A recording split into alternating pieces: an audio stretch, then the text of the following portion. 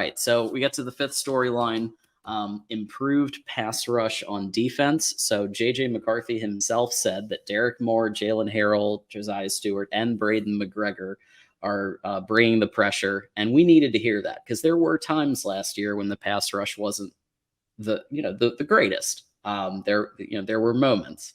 There were times when it was, but it's great to hear that these forward players are making that impact early in camp, I think.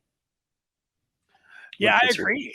I mean, I agree. And we just have film to look at from Josiah Stewart when he was at Coastal Carolina, but it's a pretty impressive film when you watch that. You know, he's more of a diminutive pass rusher that, you know, can burn off the edge there. And he looked great in the spring game. And you do take that with a grain of salt, but you know, Derek Moore, everything that you would want, you know, he passes the look test too. And McGregor has been biding his time. All those guys, I can see it. I can. And I also think that they could get some pressure from the interior defensive line. I think Jenkins is, he's the real deal. I could see him getting in and terrorizing some quarterbacks. So they can get after it. I think, TFLs and sacks and turnovers, if you're pointing to something on the defense you'd like to see a little bit more of, that definitely would be something. Now, they went out and they had 11 TFLs and 7 sacks in the first game last year. It's like, oh man, this defense is going to,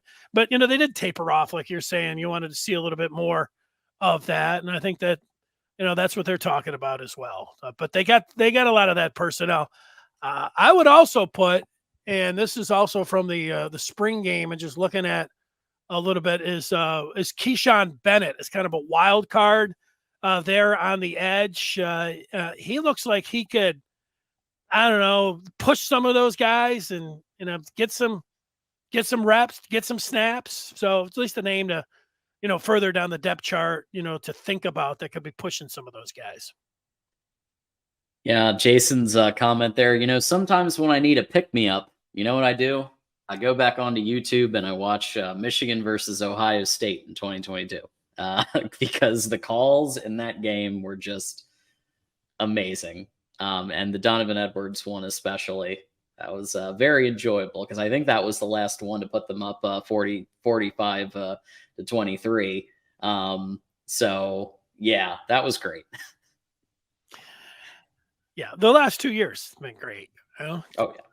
Talking about those games, Ohio State, not scoring a touchdown in the second half. If Michigan just won those games and, they were close and you'd say, wow, but they weren't going away, they dominated. And, in the first year in Michigan, it had been so long since they had, beaten Ohio State. And I know Buckeye fans are like, okay, finally, you guys get one. But even in that game, it was snowing and Michigan manhandled them up front. And you felt like, they had close to 300 yards rushing. And then, you had the 5 touchdowns that Haskins had on the ground and the defense had all those sacks. Everybody's like, okay, that was just a one-time thing. But then they backed it up. And all off season last year, I heard Ohio State fans say, yeah, we're toughening up. We're getting physicality is the name of the game. Yeah. We're not going to push around.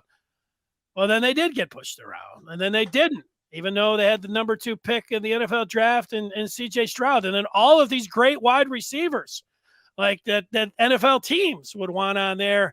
And, they couldn't get it done. So I don't know, so when I hear them preaching like, oh yeah, well, we got, all of this great talent and, we have toughened up, like, okay, now let's see it. Let's see it. That's right.